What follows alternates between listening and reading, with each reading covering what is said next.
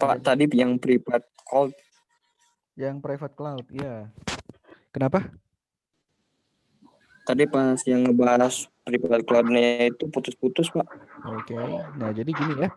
Public cloud itu adalah layanan yang bisa diakses oleh semua orang, tidak bersyarat, terbuka secara umum. Misalkan Google Meet. Kalian cuma tinggal bikin username password, jadilah. Itu bisa kalian akses dari manapun. Kalau private cloud, itu adalah layanan terbatas yang hanya bisa diakses oleh orang-orang yang mendapatkan akses saja. Misalkan LMS Teknik Elektro itu, ya yang bisa akses ya orang-orang yang dapat username passwordnya aja. Kalau misalkan kalian nggak ngasih email ke Pak Jaya, kalian nggak akan bisa akses karena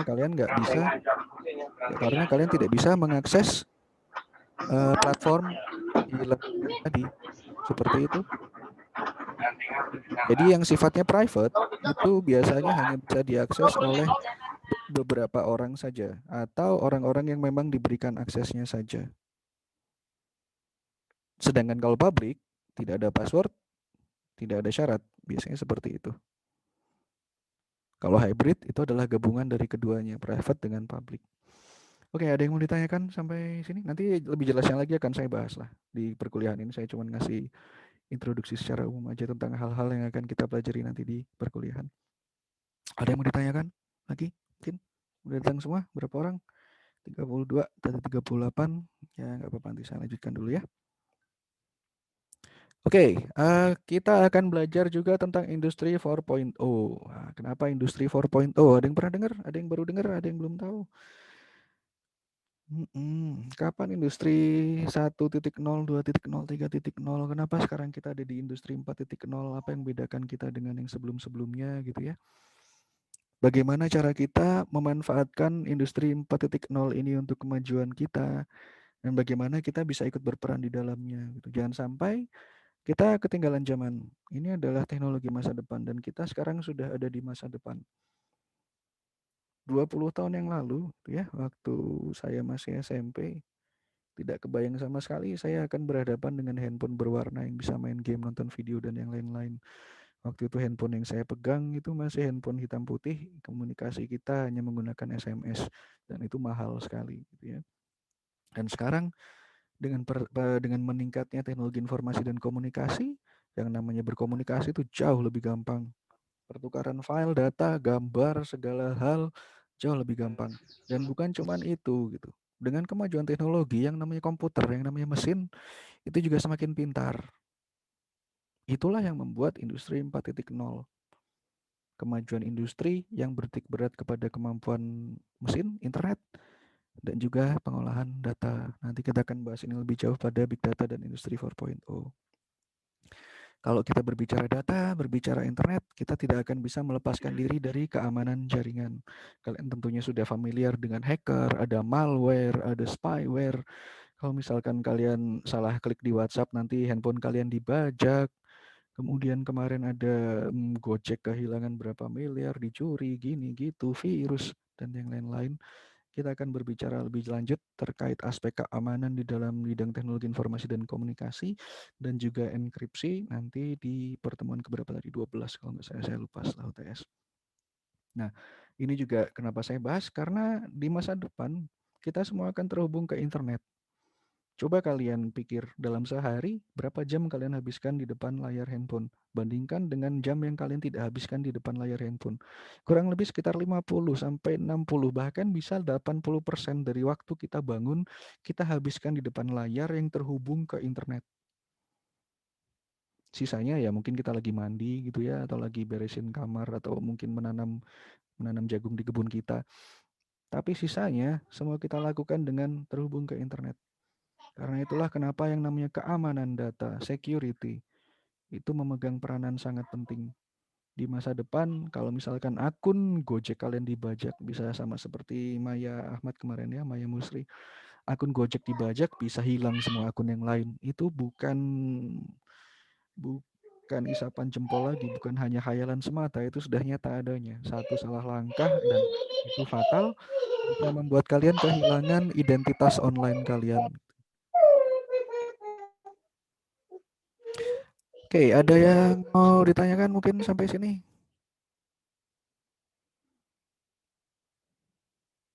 Ya 80% ya, kurang lebih saya juga sama lah, 80-90%. Apalagi kita work from home seperti ini, pasti ngadepnya layar terus, ngobrol juga semuanya pasti lewat layar.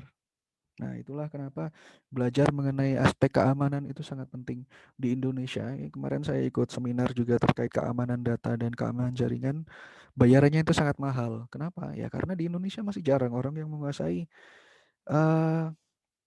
orang yang menguasai ini, orang yang menguasai keamanan jaringan itu sangat sedikit. Ini bagus ada yang nanya soal dark web. Kalau masuk ke dark web apa iya susah keluarnya lagi? Jawabannya gampang. Kebetulan saya juga berkutat di perusahaan yang memang salah satu urusannya adalah ngurusin dark web ya, crawling di dark web. Gampang keluar masuk dark web, kalian pakai Onion browser aja, Tor browser itu gampang sebenarnya. Yang susah itu apa? Menjamin keamanan kalian selama berkelana di dalam dark web. Ketika kalian memasuki daerah dark web itu sama saja kalian menyediakan diri kalian untuk dihajar hacker sedunia gitu yang memanfaatkan orang-orang yang nggak tahu apa-apa tentang keamanan jaringan sehingga memanfaatkan kelalaian kalian untuk membajak komputer kalian gitu. Di perusahaan saya, ketika kita mencoba memasuki dark web forum tertentu saja itu sudah ada 3 kali usaha hacker untuk membajak komputer kita yang berhasil kita gagalkan. Jadi ya kalau pengen berjalan-jalan dengan tenang di dark web bisa aja, gampang sih. Sebenarnya bukan kalau dark web itu kenapa disebut dark web gitu, bukan berarti kalau kalian masuk susah keluar, enggak gitu. Karena itu sama seperti jalan atau sama seperti kalian masuk suatu kompleks yang kalian nggak tahu petanya gimana, nyarinya gimana, nyari nomor rumah berapa itu harus lewat mana. Kurang lebih seperti itu. Kita pakai hidden IP, apakah ada kemungkinan masih dibajak? Ya bisa. Banyak cara untuk membajak, bukan cuma dengan cara mengetahui IP aja gitu ya. Meskipun kita pakai hidden IP kan tetap aja kita ada alamat yang lain, ada MAC address, ada jaringan. Kita kan tetap aja bisa, meskipun IP kita hidden, ada cara-cara backdoor pintu belakang untuk ngebaca komputer kita. Jadi memang kalau misalkan nggak terlalu tahu, nggak terlalu yakin, jangan jangan inilah, nggak usah masuk dark web dulu. Itu biasanya tempat mainannya hacker kelas dunia soalnya dark web. Oke, bagus kalau kalian sudah familiar dengan dark web, dengan komputer, dengan keamanan jaringan, itu memang topik yang sangat menarik sekali. Oke, selanjutnya kita nanti akan membahas terkait UX dan UI ini yang tadi saya bilang ya, Human Machine Interface. Apa itu user experience, apa itu UI? Nah, sederhananya seperti ini. UX itu adalah kalau misalkan kalian pakai aplikasi tertentu itu kerasa enak atau enggak, mudah atau enggak, tombolnya gampang enggak nyarinya, warnanya enak enggak dilihatnya, itu desain masuknya. Tapi kalau kita bicara UI, user interface, itu yang dibicarakan adalah fungsi dari suatu uh, tindakan atau action untuk suatu aplikasi. Kalau mau ngapain, ada tombolnya atau enggak. Nah, itu dua-duanya tidak bisa dipisahkan ya.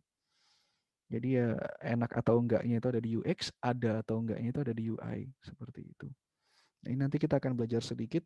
Kenapa kita akan mempelajari hal ini ya? Karena nanti sebagai seorang engineer, kita itu kadang-kadang nggak tahu kapan kemampuan rekayasa, kemampuan engineering kita itu akan digunakan.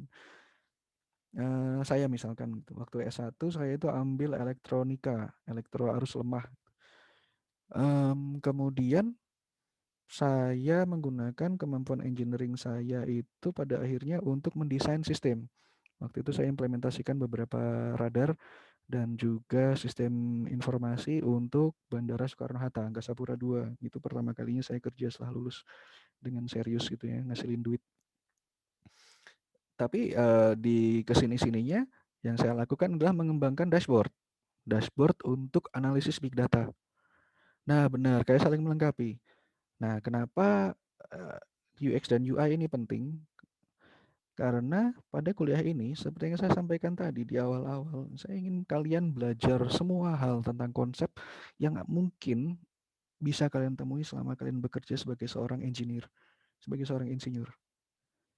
Sebagai seorang insinyur teknik elektro, mungkin kalian harus ngerti, minimal pernah dengar ya, bagaimana komponen elektro itu apa saja, sampai bagaimana itu nanti ditampilkan di layar. Itu ujung ke ujung banget. Mikroprosesor, mikrokontroller, resistor, kapasitor, induktor, sampai transistor, kemudian naik level jadi alat, jadi device, jadi sensor, jaringan, komputer, sampai itu nanti ditampilkan di layar, jadi aplikasi. Kadang-kadang kita nggak bisa milih Syukur-syukur kalau misalkan kalian memang bisa mendapatkan istilahnya pekerjaan engineering sesuai dengan keahlian atau kemampuan atau minat kalian. Ya RCL itu salah satunya ya. Tapi pada akhirnya kita tetap harus mengandalkan skill engineering dasar kita. Kemampuan engineering, kemampuan rekayasa kita, kemampuan teknikal kita dalam hal pemahaman sistematik, kemampuan berpikir secara logis, belajar gerbang logika, ya kalian akan belajar gerbang logika nanti kalau tidak salah di semester 3. Ada kuliah sistem digital, gerbang AND, gerbang OR, dan gerbang NOT. Di kuliah saya tidak akan belajar sampai sejauh itu, tapi kita akan belajar minimal tentang bilangan biner. Nah, siapa yang pernah tahu bilangan biner? Biasanya itu akan jadi pertanyaan bonus saya. Pak, pinter ya, 1-0. Oke, sip. Kalau gitu nanti kalian nggak akan ada masalah untuk bilangan biner dengan saya. Oke, selanjutnya kita akan belajar sedikit tentang IoT, Internet of Things, dan juga pervasive computing atau ubiquitous computing. Komputer yang ada di mana-mana, bahkan di tempat-tempat yang tidak kita lihat. Konsep ini tentunya semakin dekat dengan kita, apalagi kita sudah sampai kemarin beberapa tahun yang lalu, sekitar tahun 2014 ya, itu lagi rame-ramenya Ridwan Kamil promosi Bandung Smart City, Bandung Smart City. Di luar negeri juga semuanya pakai Smart City, ada apa Barcelona Smart City, Amsterdam Smart City, dan yang lain-lain. Ada Smart City, ada Smart Hospital, ada Smart Province, ada Smart yang lain, Smart Health, Smart ini, Smart itu. Kalau di zaman sekarang, apapun yang ada smart di depannya, bisa kita harapkan itu pasti ada unsur IoT-nya di sana. Ada alat yang terhubung ke internet, memberikan informasi, kemudian mengolah informasi itu dan mengambil tindakan secara optimal sendiri tanpa perlu campur tangan orang. Itulah yang disebut Internet of Things, itulah yang disebut ubiquitous computing, pervasive computing, dan yang lain-lain. Dan solusi-solusi inilah yang harapannya di masa depan bisa mendukung kita untuk meningkatkan kualitas kehidupan kita, manusia. Seperti itu. Sebagai receiver apa? Terlalu dangkal ya receiver. Enggak juga. Saya enggak paham pertanyaannya. Itulah yang diharapkan bisa mendukung kehidupan kita. Internet of Things. Kalau misalkan di taman itu terlalu panas, nanti muncul pendinginnya. Ada airnya seperti itu. Jadi ini adalah beberapa hal yang akan kita pelajari selama perkuliahan ya. Ada yang mau ditanyakan sampai sini? Silakan lambaikan tangan. Ada beberapa. Iya, jangan ulang semua juga. Nanti jangan khawatir, nanti rekamannya bisa saya share kalau sudah selesai. Yang sudah didengar saja, Ilham. Silakan yang lain juga. Ada yang mau ditanyakan mungkin dari apa yang sudah saya terangkan? Singkat-singkat saja untuk introduksi masing-masing materi selama kita perkuliahan 1 semester.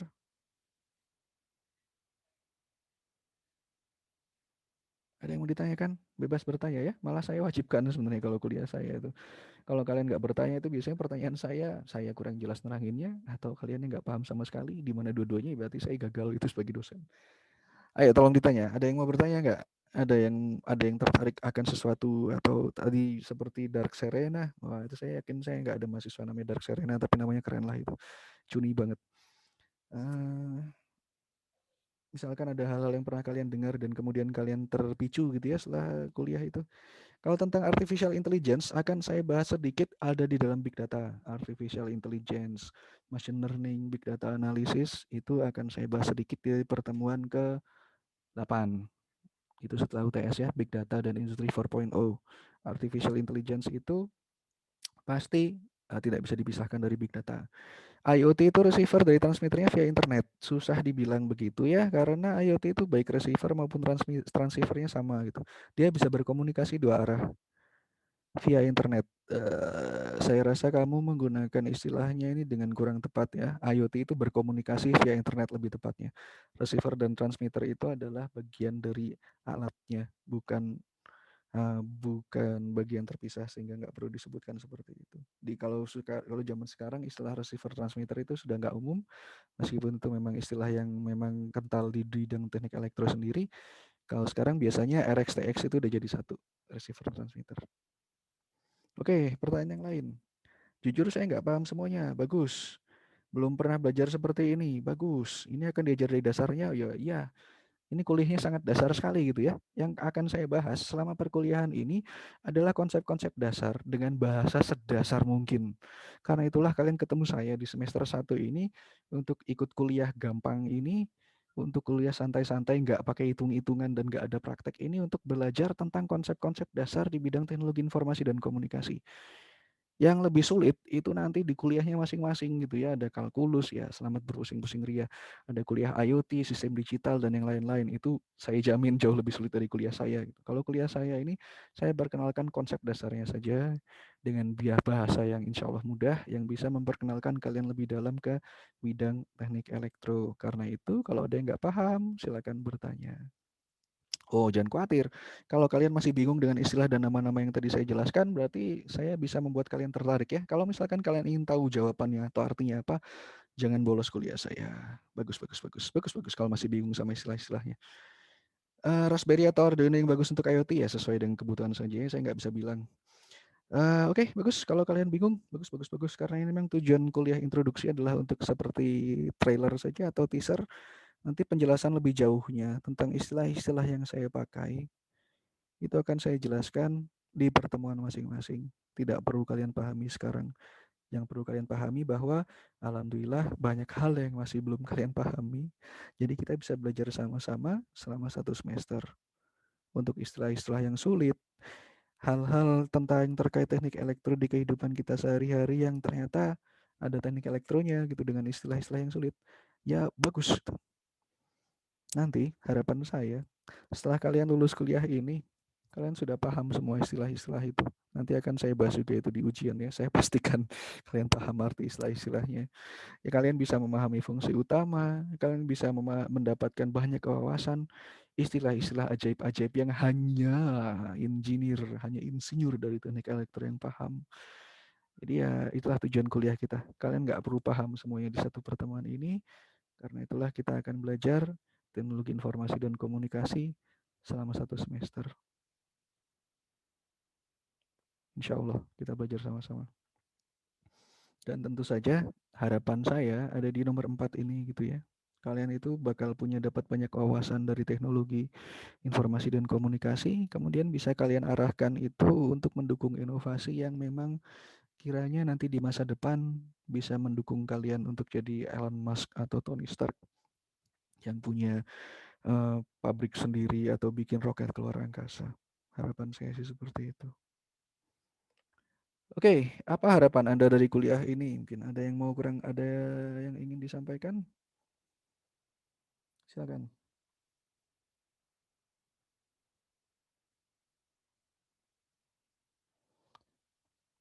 Insya Allah ya. Tadi Rapi juga sudah bilang ingin belajar hal baru, istilah-istilah baru itu insya Allah akan kita pelajari semuanya. Robotika nanti mungkin bukan di kuliah saya. Insya Allah bisa ngerti semuanya. Bagus. Ilham tadi angkat tangan. Silakan bicara. Kita punya 2 Ilham ini. Ilham yang Lukmanul ya. Ilham Lukmanul. Enggak Pak, cuman tadi kan Bapak tanya harapan Anda dari Oke. kuliah ini seperti apa. Iya, oke. Jadi harapannya apa? Boleh disampaikan saja. Semoga paham aja. Insya Allah Soalnya paham.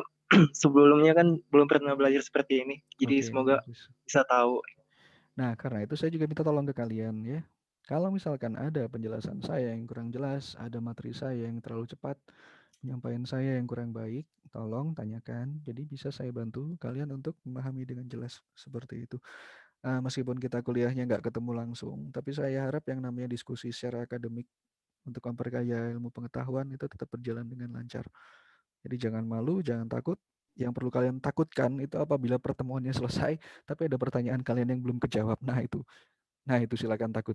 Tapi kalau misalkan mau bertanya aja, silakan bertanya. Saya yakin teman-teman Anda juga yang lain pada takut bertanya semua. Mungkin saya juga sebenarnya takut ditanyai mahasiswa gitu ya. Tapi silakan bertanya, silakan bertanya. Kalau misalkan kalian bisa mengalahkan ketakutan kalian, itu insya Allah satu langkah lebih dekat kepada kebaikan. Toh itu adalah hal yang baik. Malu bertanya sesat di jalan seperti itu. Untuk materi yang saya ajarkan tidak ada bukunya gitu ya, karena bahkan silabusnya saja saya susun sendiri. Nanti kalau ada referensi akan saya bagikan. Untuk buku masih belum ada. Mungkin nanti selesai kuliah ini kalau menurut saya sukses, saya tulis bukunya gitu ya. Silakan tunggu buku saya untuk pendamping kuliah Teknologi Informasi dan Komunikasi. Tapi untuk saat ini tidak ada buku pegangan seperti itu. Ada pertanyaan yang lain?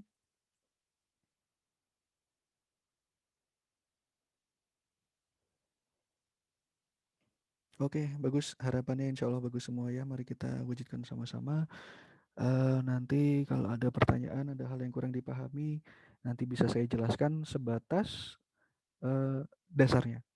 Karena kalau lebih jauh lagi, saya yakin kalian akan belajar jauh-jauh lebih jauh di kuliah masing-masing yang terkait dengan topik yang saya bahas di setiap mata pertemuan kuliah itu. Untuk distribusi nilai kurang lebih seperti ini, 70% untuk UTS dan UAS gitu ya. Nanti akan ada tugas besar. Itu nanti untuk UAS-nya biasanya saya berikan tugas besar setelah UTS, atau enggak silakan kalian bagi kelompok lah dari sekarang. Ada berapa orang? Ada 40 orang. Anggaplah dibagi 8 kelompok gitu ya, masing-masing kelompok 5 orang. Silakan bikin kelompoknya yang enak aja, cari anggota yang menyenangkan, yang kalian enak kerjasamanya. Kalau enggak selama setengah semester awal silakan cari-cari. Nanti setelah UTS saya akan minta kelompoknya, nama-namanya siapa aja. Kemudian nanti untuk UAS, saya akan minta kalian mengumpulkan proposal. Isinya itu adalah inovasi berbasis teknologi informasi dan komunikasi. Saya ingin kalian membuat proposal yang bisa diarahkan kepada program kreativitas mahasiswa atau PKM. Nanti kita bisa diskusi, kalian bisa berbicara dengan saya, proposalnya bagaimana, ada masukan atau enggak, tapi untuk nilai UAS-nya akan saya ambil dari tugas besar yang dikerjakan secara berkelompok. Ya, Ilham Fajar, silakan bertanya. Dikasih contohnya enggak Pak proposalnya? Enggak, tenang saja. Nanti kita mengembangkan contoh proposal sama-sama. Ya, kalau dibutuhkan saya kasih contoh lah. Tapi kalau nanti saya kasih contoh proposalnya lah. Ilham Fajar, ada yang mau ditanyakan? Nggak usah dipikirin dari sekarang lah. Isi proposalnya itu ya nantilah, nanti gampang lah. Kita bahas itu lebih detailnya nanti. Nggak usah dipusingin dari sekarang. Ilham Fajar, ada yang mau ditanyakan? Silakan. Untuk proposalnya Pak, per Mm-mm. kelompok atau masing-masing individu? Ya, berkelompok. Karena bikin satu proposal saja udah sulit gitu ya. Apalagi kalian baru masuk suruh langsung bikin proposal, belum paham banget tentang konsep teknik elektro, mikirin sendiri. Saya jahat sekali mendolimi kalian. Nanti 5 orang itu berkelompok, tolong kerja bersama. Kalau bisa nanti kontribusi masing-masing dituliskan. Jadi nanti nggak kerja ya saya kasih nilai yang sesuai dengan kontribusinya kepada kelompok seperti itu ya. Kemudian nanti mungkin selama perkuliahan akan saya kasih tugas kuis dan pekerjaan rumah bobotnya 30% dari total nilai. Nanti untuk rentang nilai akhirnya seperti ini. Ini standar, semuanya pakai yang seperti ini. Untuk dapat nilai A di kuliah saya sangat mudah. Kalau misalkan nilai kalian tinggal sedikit lagi bisa dapat A, saya pasti usahakan. Kalau misalkan nanti di akhir kuliah ternyata banyak yang kurang bagus, semoga enggak lah ya. Nanti saya kasih kesempatan buat tugas tambahan. Tapi insya Allah kalau kalian mau, sejauh apa kalian mau mengusahakannya, itu kalian semua bisa dapat nilai A. Biasanya yang di kelas saya, kalau misalkan dapat nilai yang tidak A atau B itu karena tidak mengumpulkan tugas atau lebih parah lagi tidak ikut UAS. Nah, kalau nggak ada nilainya saya susah kasih nilai. Kalau misalkan ada nilainya dan saya tahu kalian aktif, kalian rajin, kalian bertanya, ya itu mudah lah bagi saya untuk naikkan nilai kalian. Gitu. Seperti itu. Ada yang mau ditanyakan mungkin untuk nilai? Kalau pengumpulan tugas, biasanya saya sesuaikan dengan beban tugasnya. Kalau misalkan memang tugasnya berat, saya kasih waktu 3 hari atau seminggu. Nanti untuk batas waktunya saya kasih pengumuman di LMS-nya. Biasanya di LMS Moodle-nya ada batas waktunya. Dikumpulkannya paling lambat kapan. Itu ya, biasanya dikasih pengumuman. Kalau misalkan tugasnya gampang, 1 minggu. Kalau misalkan UTS, ya sehari gitu. Ya gampang lah itu. Nanti saya tentukan sesuai dengan kesulitan, tingkat kesulitannya. Oke, pertanyaan yang lain. Terkait nilai, ada yang mau ditanyakan? Udah habis. Bisa membuat APK seperti FBI, IG, dan WA. Oh, cita-cita Anda tinggi sekali. Insya Allah bisa, tapi kamu nggak akan bisa mendapatkan ilmu atau skill yang kalian butuhkan itu di kuliah saya. Saya hanya memberikan introduksi, perkenalan, cara berpikirnya, bagian-bagiannya nanti. gimana kalian akhirnya bisa membuat aplikasi ya, membuat layanan seperti Facebook, Instagram, WhatsApp, ya itu nanti di kuliah-kuliah kelas lanjut. Di kuliah pemrograman bersama Pak Afid, di kuliah jaringan bersama Pak Mulki, di kuliah intelijensia buatan bersama Pak Jaya. Jadi ibaratnya begini, ilmu yang kalian dapatkan selama perkuliahan di teknik elektro itu seperti Lego, seperti bagian-bagian Lego yang terpisah-pisah. Sebagus apa kreasi kalian dalam membuat gedung, membuat mobil dengan menggunakan bagian-bagian Lego yang kalian dapatkan selama perkuliahan, itu akan tergantung kepada kreativitas dan originalitas kalian. Tentunya dengan bagian Lego yang lebih bagus, kalian bisa membuat istilahnya model yang lebih bagus juga gitu. Karena itulah kalian perlu belajar dengan giat. Kalau nilainya kurang nanti kalau misalkan menurut saya masih bisa diusahakan, saya kasih kesempatan nilai tambahan. Kalau kalian ngerasa ingin dapat nilai tambahan tapi saya nggak ngomong apa-apa, silakan kontak saya. Kalau terlambat dalam pengumpulan tugas, ya yang penting dikumpulin tapi nilainya dikurangi dari yang mengumpulkan tepat waktu.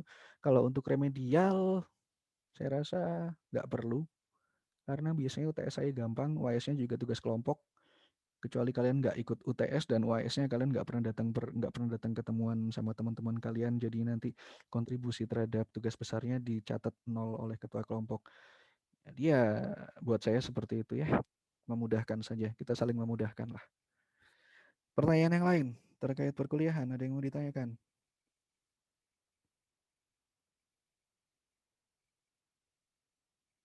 Ada pertanyaan? Sekarang waktu menunjukkan pukul 1:30, kita sudah 1 jam kuliah. Wow, nggak kerasa ya. Saya ngobrol 1 jam nonstop. Yang kerasa cuma tenggorokan saya jadi. Buat kelompoknya, saya kasih waktu setengah semester lah. Nanti setelah UTS saya akan minta daftar nama kelompok. Saya akan minta daftar nama kelompok seperti itu.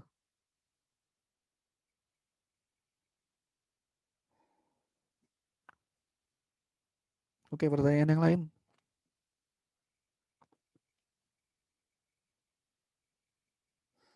Kalau tidak ada pertanyaan terkait kuliah, terkait yang sudah saya sampaikan di pertemuan perdana ini, silakan kalau ada pertanyaan bebas deh, terserah. Mengapa bumi ini bulat? Duluan ayam atau telur? Kenapa matahari bersinar terang? Dan yang lain-lain. Buat isi proposalnya nantilah, santai aja, itu masih agak lama, nggak usah dipusingin dari sekarang. Nanti akan saya kasih formatnya, nanti akan saya kasih petunjuknya, ya dinikmati aja dulu. Oke? Oke, pertanyaan yang lain. Silakan, ada pertanyaan? Proposal itu kayak gimana ya? Oke, kenapa bumi ini bulat? Nah, itu bagus pertanyaan, nanti saya jawab, tapi sebelumnya saya jawab dulu. Yang disebut dengan proposal itu adalah suatu usulan dari kita tentang suatu hal, apakah itu tentang suatu pekerjaan, aplikasi, solusi, dan yang lain-lain. Dalam menulis proposal, yang perlu kalian perhatikan adalah kalian punya latar belakang yang baik, kemudian kalian punya permasalahan yang baik, apa permasalahan yang ingin kalian selesaikan, dan kemudian kalian memiliki solusi untuk menyelesaikan permasalahan tersebut. Intinya itu saja. Bagaimana kalian bisa meyakinkan yang membaca proposal itu, kalian punya dasar-dasar keilmuannya atau kalian punya referensi yang bagus atau enggak, itu yang akan membuat yang membaca proposal itu merasa, oh oke, ini proposal bagus. Oke, itu ya, itu yang namanya proposal. Oke, terima kasih Umar. Kenapa bumi ini bulat? Karena pada dasarnya secara hukum alam, secara sunatullah yang namanya benda angkasa itu dibuat untuk selalu berotasi.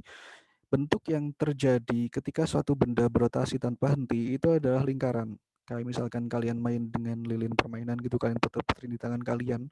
Mau bentuknya kotak di awal-awal atau panjang, kalau kalian putar terus-terusan itu akan jadi bulat. Bumi dan benda-benda angkasa lainnya itu selalu berotasi dan berevolusi. Itu yang membuat akhirnya sudut-sudutnya jadi hilang dan akhirnya jadi bulat. Oke, itulah sebabnya kenapa bumi itu bulat. Noise di amplifier itu groundingnya apa, cukup tambah kapasitor di outnya? Belum tentu. Kadang-kadang groundingnya juga error atau mungkin ada yang sambungan yang kurang baik. Ya itu harus ditelusuri lah ya. Mungkin bukan sama saya nanti jawaban lebih bagusnya. Perusahaan saya tidak memberantas dark web ya. Dark web itu tempat, bukan suatu ancaman. Dark web itu sama kayak Google, dark web itu sama kayak Facebook, tapi nggak bisa diakses sembarangan. Biasanya kita cari informasi yang sifatnya rahasia di dark web. Oke, dark web itu biasanya kita untuk mencari informasi yang sifatnya intelijen. Setiap Zoom direcord dan dikirim link hasil recordnya biar bisa dipahami ulang. Oke, insya Allah udah saya record. Nanti kalau ada linknya saya upload, saya share. Makasih Pak, sangat masuk akal. Thank you Umar. Prospek kerja teknik elektro. Setiap pertemuan pakai Zoom, ya sejauh ini pakai Zoom ya. Ini habis ini juga pertemuannya habis 10 menit lagi. Kalau sudah selesai, insya Allah akan saya perpanjang. Self service dan self guided ini pertanyaan konteksnya apakah Ilham Hermansyah? Tolong diperjelas. Prospek kerja teknik elektro, kalian bisa bekerja sebagai peneliti, kalian bisa bekerja sebagai pengembang, kalian bisa bekerja sebagai pengawas, kalian bisa bekerja sebagai konsultan. Paling tidak semua hal tersebut sudah pernah saya lakukan, jadi karena itu saya bisa bilang demikian. Untuk kembangin alat sendiri, untuk memastikan alatnya berjalan dengan baik, kalian bisa jadi teknisi juga. Kalian bisa jadi manajer apakah di suatu pabrik alatnya berjalan dengan baik atau enggak. Kalau ada masalah kalian tugaskan anak buah kalian, seperti itu. Kalau self service itu artinya adalah swalayan ya, kalian lakukan sendiri, kalian bantu diri kalian sendiri. Kalau self guided itu artinya apa artinya self guided ya? Saya nggak pernah tahu itu. Rekomendasi web atau YouTube untuk belajar materi elektro nggak ada, tapi coba kalian cari di Coursera lah, kursus-kursus yang secara spesifik membahas tentang materi teknik elektro. Masalahnya itu biasanya bahasa Inggris, jadi kalian harus juga bahasa Inggris. Kalau misalkan untuk kalkulus, senior kalian itu biasanya baca YouTube. Saya lupa profesor siapa, saya lupa. Coba tanyakan ke senior kalian, ke Kak Anissa ya. Kemarin ada yang jadi caper di depannya Kak Anissa. Tolong sekalian tanyain aja kalau misalkan mau belajar kalkulus di YouTube itu kemarin cari akunnya siapa. Untuk pembelajaran pertama akan membahas apa? Saya akan membahas tentang konsep teknologi informasi komunikasi dan internet. Gitu ya. Kenapa TIK? Kenapa teknologi informasi dan komunikasi tidak bisa dipisahkan. Link model teknik elektro tidak bisa dibuka, katanya rentan penyerangan. Oke, saat ini linknya masih down, jadi masih diperbaiki. Kita lagi memperbaiki. Elektro belajar kelistrikan di kendaraan atau tidak? Salah satu implementasinya bisa diarahkan di kendaraan, tapi sejauh pengetahuan saya mungkin selama 4 tahun ini tidak ada yang secara spesifik membahas khusus di kendaraan. Mungkin itu bisa kalian dapatkan kalau kalian nanti magang atau kerja praktek di industri mobil. Di Google ada yang menggunakan layanan self service dan self guided. Kalau self service itu berarti kalian lakukan sendiri layanannya. Kalau self guided itu ada petunjuknya. Mungkin seperti itu ya. Saya juga nggak tahu. Biasanya istilah-istilah seperti itu dipasang oleh yang masang websitenya sendiri. Buat PLC insya Allah akan belajar itu nanti ada di semester 6, 7, atau 8. Itu ada tingkat akhir, ada di sistem kendali lanjut untuk PLC. Oke, ada pertanyaan yang lain lagi? Ya, di kuliah saya nggak akan belajar PLC.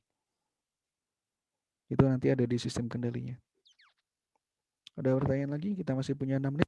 Untuk machine learning, di kuliah saya akan saya berikan introduksi, pengertian tentang machine learning, dipakai untuk apa saja. Lebih detailnya lagi, implementasinya seperti apa, memprogramnya kayak gimana, itu nanti kalian akan belajar di kelas intelijensia buatan oleh Pak Jaya di semester 5. Untuk pembelajaran hardware buat PC, saya rasa nanti ada di kelas jaringan komputer dengan Pak Afid, tapi nanti coba dipastikan lagi. LMS bisa versi mobile? Bisa, dibuka saja alamatnya dari mobile. Kalau bisa dibuka harusnya bisa.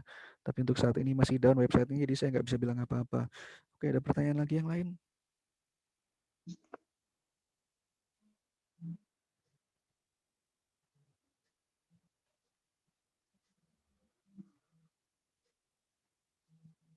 Belajar FO.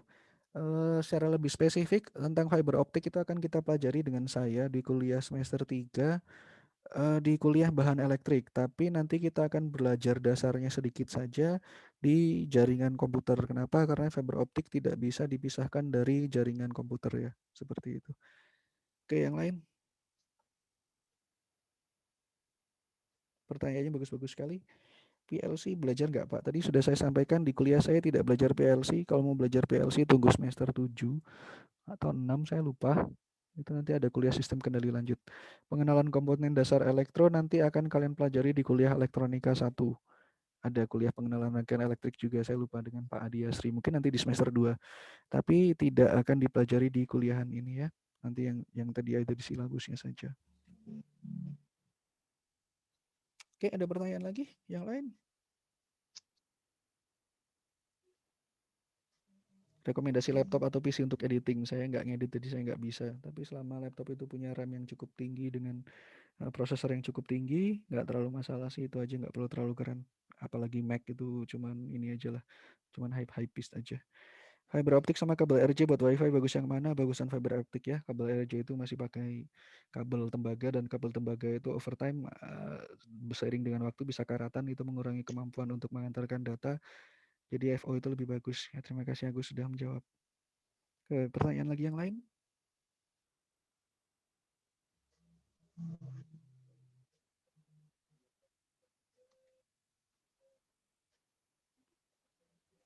Ada pertanyaan? Oke, 3. Microsoft Office berbayar, di UMB dapat Microsoft Office gratis nggak? Jawabannya adalah tidak. Kalau pengen yang gratis, kita pakai Google Docs saja.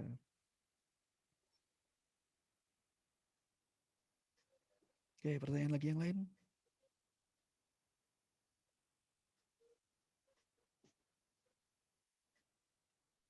3, 2, 1.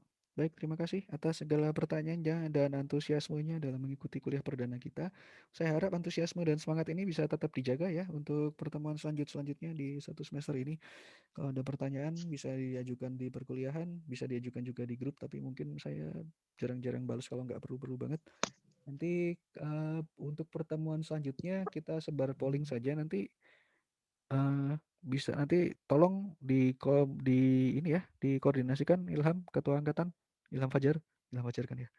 Ya, tolong dikoordinasikan di grup. Apakah 12:30 atau jam 1 aja, saya bebas sih. Lebih cepat lebih baik sebenarnya. Kalau sholat juga nggak terlalu lama kan harusnya ya. 1:30 udah bisa. Tapi kalau misalkan memang mau sepakat jam 1 nggak apa-apa. Untuk pertemuan sekarang aja saya minta khusus, soalnya jam 2 ini saya ada meeting yang lain seperti itu. Oke, demikian saya ingin mengakhiri kuliah hari ini. Terima kasih banyak atas antusiasmenya, atas kehadirannya. Ini saya melihat ada berapa?